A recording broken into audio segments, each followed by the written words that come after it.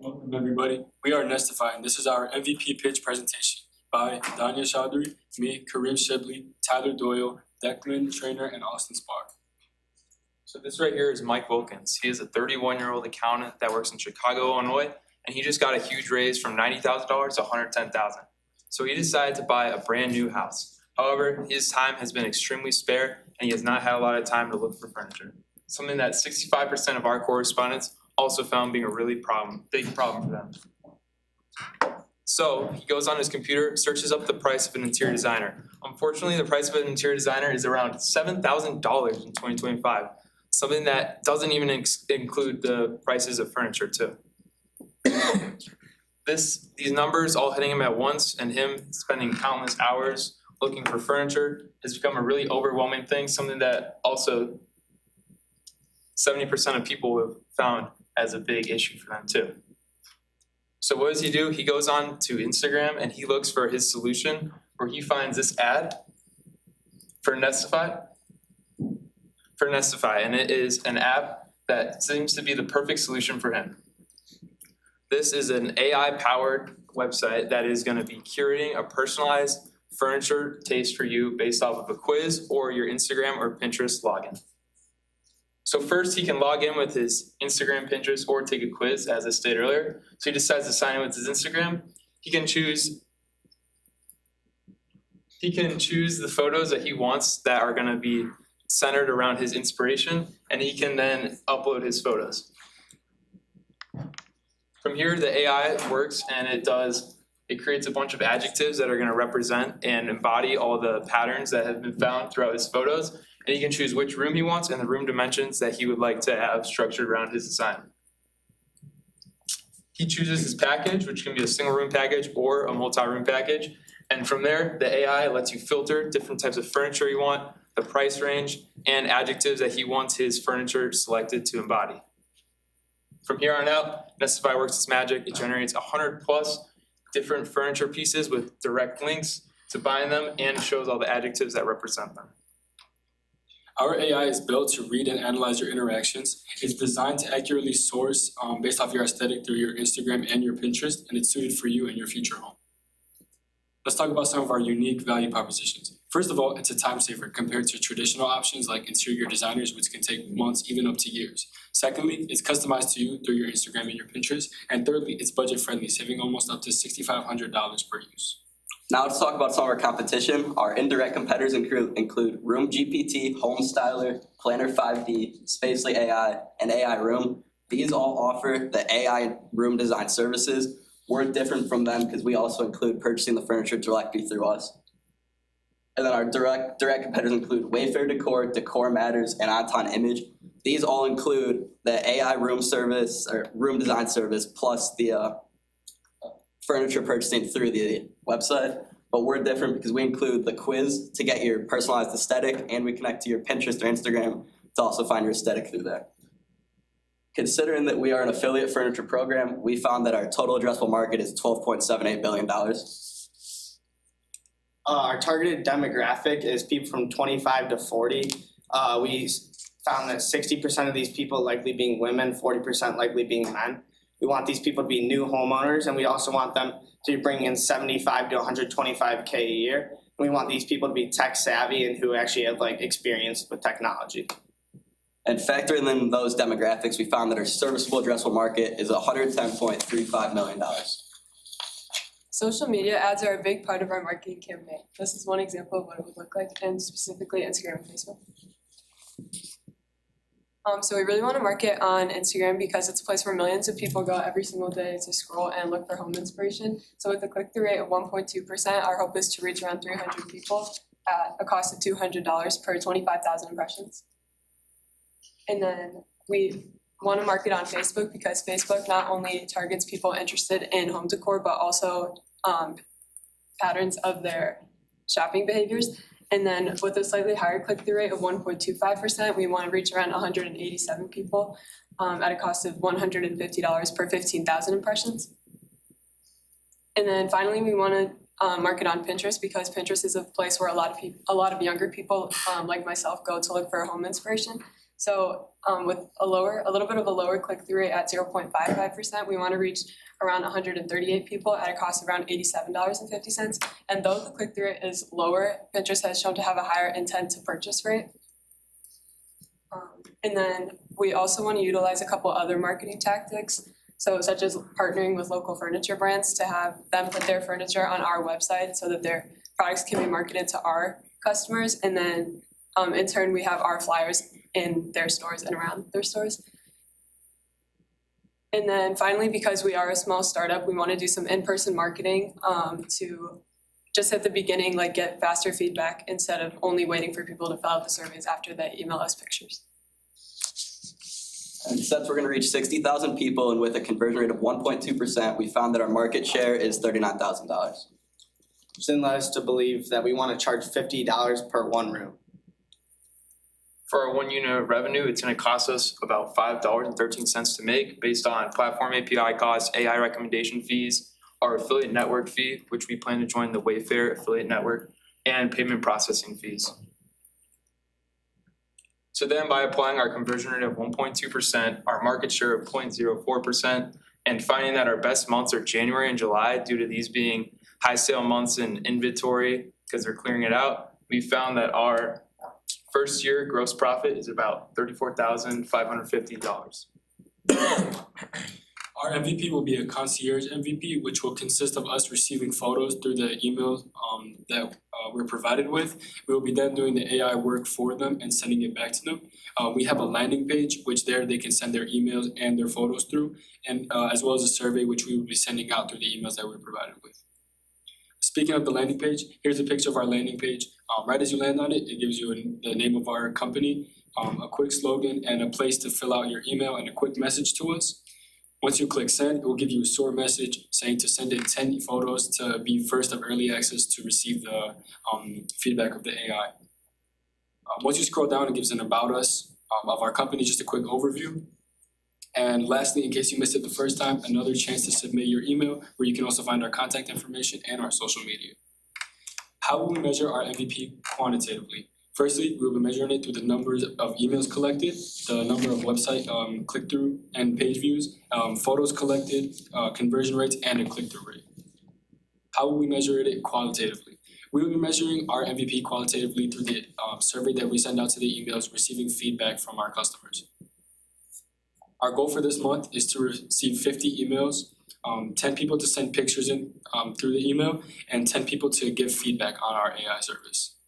So for our schedule for this semester, we want to start marketing on platforms actually for the next 10 days.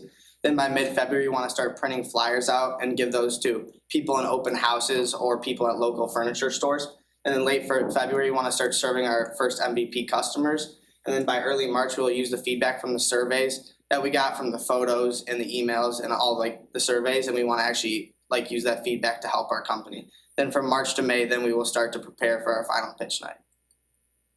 We will be asking for $552. 60 of those dollars will go for the ChatGPT Plus subscription because we need this for 3 months, and this is really imperative to our company. And then for 438, we'll be marketing on social media. And then 54 of those dollars will actually be developing a usable website that we can get people through. And finally, pin post purchase with Nestify.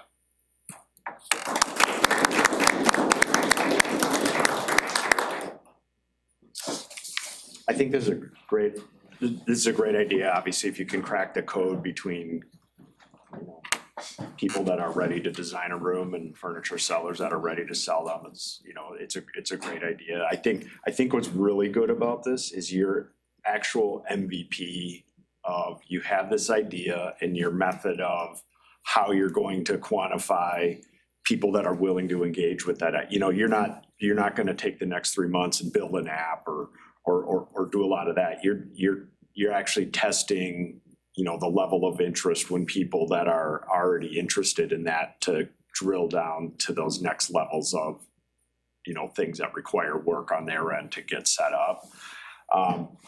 So on that idea of getting the 10 photos from your launch site and getting them to engage and trying to get 10 out of 50 people to do the 10 photos, what do you then do with those, So that input? So you're gonna manually input into something that's already out there and then kind of tailor it to tie to some furniture, things like that? correct, yeah, that's exactly Okay. what we're gonna do. Okay. Yeah, I think that's a nice idea to. I think Pinterest is perfect. Pinterest is just perfect. I think double down on that. People have collections, this is exactly the kinds of, it's photo based or whatever. Easy to slip that into ChatGPT to get back the adjectives that you can then move on for that. So I love focusing on that. That's really good. Seems like a pretty crowded space. Make sure you find a hook, something that differentiates you from the others. And you said one of that is the ability to actually purchase through that. Consider if that is a revenue stream, is the affiliate purchasing or whatever like that. Consider dropping the price way down on this or making it a minimum or refundable. Like, okay, maybe it's either free just to get a lot of people to do it and then you make it on the actual affiliate fee for purchasing.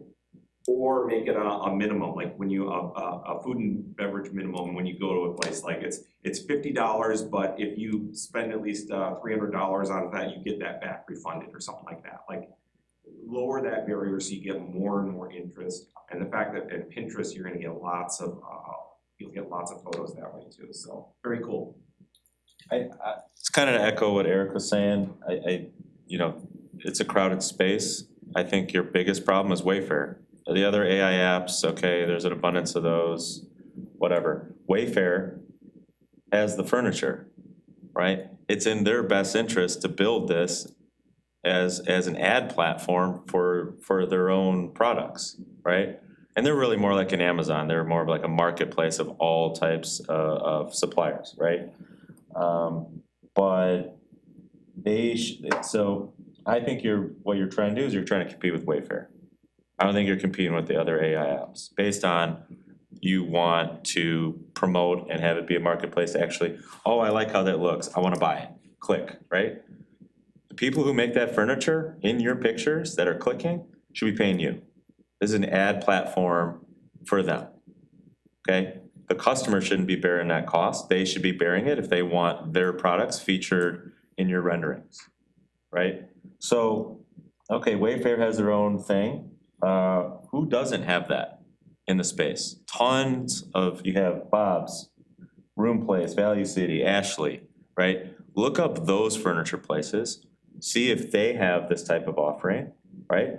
You're a software company, that's what this is. This is a big, ambitious software development, okay?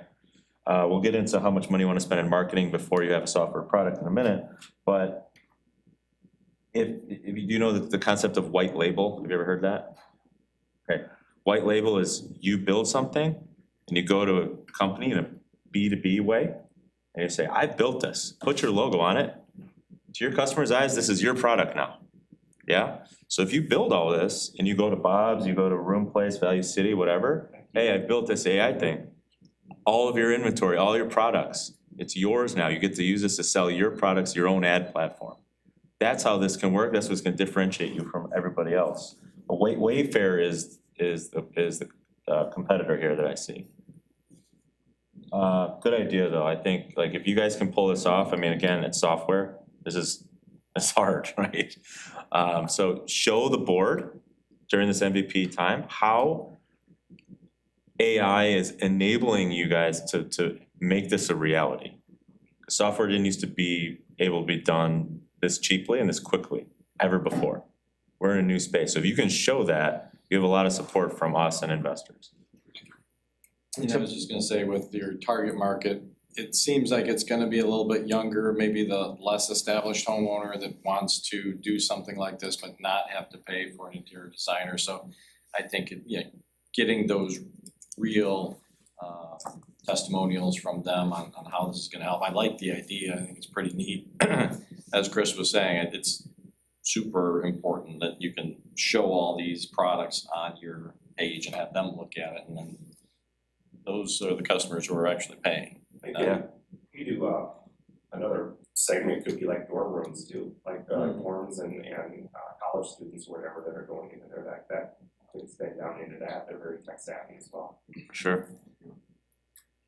I think another thing, if you had a chance to do it during your MVP, is if you have a chance to talk to an actual interior designer. This, I mean, as shown in your slideshow, it is such a crowded field. There is so much, Pinterest, Wayfair, all those design apps and everything. It's like everybody thinks they're an interior designer, but they always screw it up if they try to do it themselves. Right. And I think a 5-10 minute conversation with an interior designer will give you insight into why, despite all of this cornucopia of just being able to order your room from your desk and have it right, people still pay those interior designers so much money to come in. And part of it is they don't want to own the decision ultimately. And that interior designer helps that process. And so there might be, this could be a tool for an interior designer to have to maybe sell a lower price service that's like augments their actual service. Sure, Yeah. we actually did talk to some, sorry, I'm just gonna add on real quick, and they said that this actually would enhance their work rather than replace it. So we Yeah. did talk to some of them about that. And I think that's an angle that you guys could take with that. Sure. Yeah, you could charge interior designers, I think, they would pay, right? Because it's a tool for their business. Yeah, but they could also provide it as this guy wants my services, but he doesn't want to pay $7,000 for it. Here's a way to pay $1,200 for it.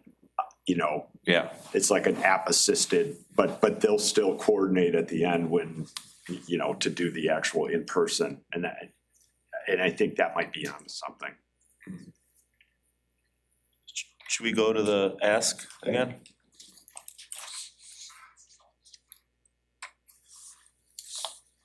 Yeah, so my feelings are the same, like, if the idea is a product, not a service, advertising before you have even a mock-up of that product, I think is wasted money.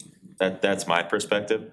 This might conflict with the incubator curriculum in a way because marketing has to be covered. I'm probably, sorry, Hugs. But $438, look at the disparity between your product spend and your advertising spend. Can you stage that so you're gonna develop an entry point website and then you have some stages of determining demand through the advertising you do? Yeah, and then also our idea was the reason why we're not spending as much on the actual software itself is because that would probably be our bigger ask in May because it takes a lot to develop something like that, especially with people that we talk to. So with this, we'll be able to get everything done for the concierge, and then marketing will just bring people to the landing page itself.